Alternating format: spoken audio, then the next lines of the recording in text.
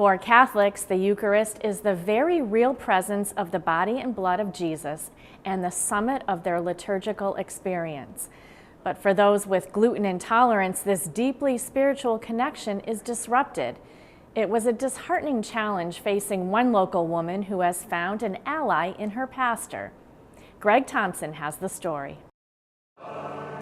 Receiving Holy Communion may be the most sacred part of a Mass, but for one member of St. Mary's Parish in Longmeadow, it has become a struggle. It's so difficult to watch others receive and knowing that you can't or you're going to be sick. It started in 2002. My oldest granddaughter was diagnosed with celiac when she was just a baby. We found out at that time that it being an autoimmune disorder, that it is hereditary, that it can be passed down through genes. So I happened to be going for my yearly and told my primary that I wanted to get tested for it. I found out that I have celiac. It can come on like gangbusters, or it can be a silent issue for quite a while and then suddenly surface. Celiac is a serious autoimmune disorder in which the ingestion of gluten leads to damage in the small intestine. According to the Celiac Disease Foundation, celiac is estimated to affect 1 in 100 people worldwide, and about 2.5 million Americans are undiagnosed and are at risk for long-term health complications. The only so-called cure or remedy for celiac is a gluten-free diet. That means eliminating all wheat, rye, and barley. There's a protein in each of those items. And that also includes the traditional communion host that's given throughout the world. So for several years, I would attempt to receive the traditional host. Sometimes I would sit in the back of the church and not receive at all, and sometimes I would even get up and leave church.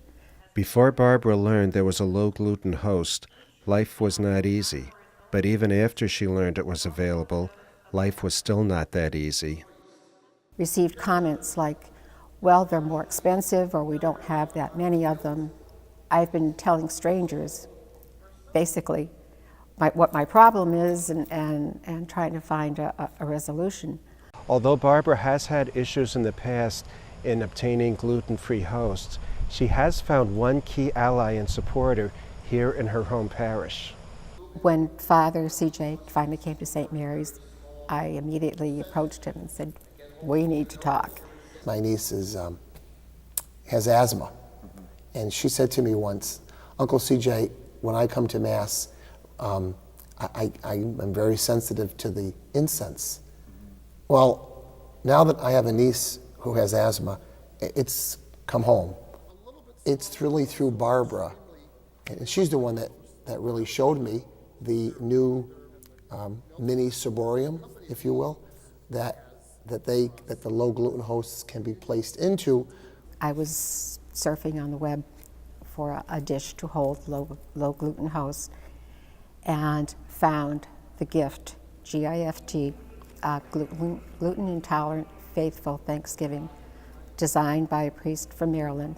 The way the ciborium is designed, no one has to be told wait over there because the priest and the Eucharistic minister always has it in front of them. Over the years, I've been, as the celebrant of a Mass, I've been given a low gluten host in a pyx and been asked by someone, hi, I'm from out of town, could you please consecrate this low gluten host for me? It just makes life so much easier.